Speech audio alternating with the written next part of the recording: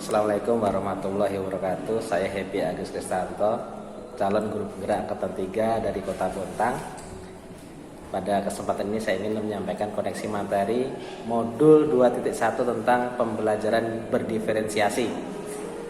Pendidikan merupakan memberi tuntunan terhadap segala kekuatan kodrat yang dimiliki anak agar ia mampu mencapai keselamatan dan kebahagiaan yang setinggi-tingginya, baik sebagai seorang manusia maupun sebagai anggota masyarakat. Setiap anak memiliki potensi dan keunikannya masing-masing yang harus ditumbuh kembangkan sesuai dengan kodratnya.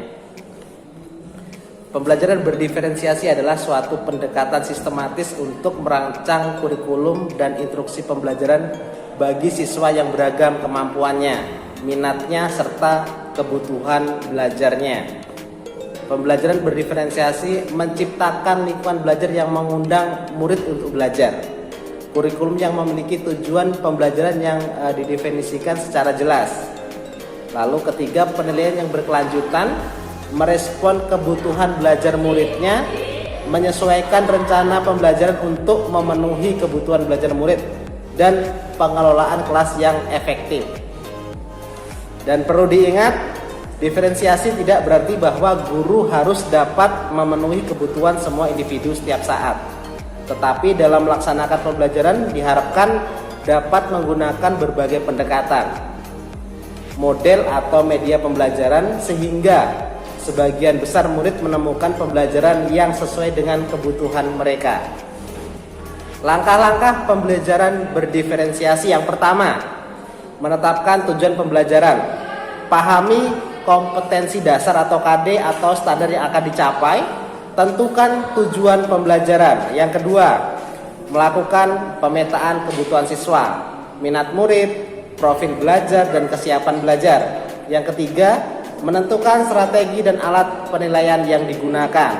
Lalu yang terakhir, menentukan kegiatan pembelajaran atau konten, proses, dan produk. Memetakan kebutuhan belajar murid. Kita dapat mengkategorikan kebutuhan belajar murid berdasarkan 3 aspek. Yang pertama, kesiapan belajar. Kesiapan belajar bukanlah tentang intelektualitas atau IQ. Hal ini lebih kepada informasi apakah pengetahuan atau keterampilan yang dimiliki murid saat ini sudah siap untuk menerima materi baru. Yang kedua, minat belajar. Minat merupakan salah satu motivasi penting bagi murid untuk dapat terlibat aktif dalam proses pembelajaran. Lalu yang ketiga adalah profil belajar, memberikan kesempatan kepada murid untuk belajar secara natural dan efisien. Strategi pembelajaran berdiferensiasi. Yang pertama adalah diferensiasi konten, yaitu strategi membedakan penyampaian materi. Yang kedua, diferensiasi proses, yaitu strategi membedakan proses yang harus dilakukan untuk berlatih dan memahami materi.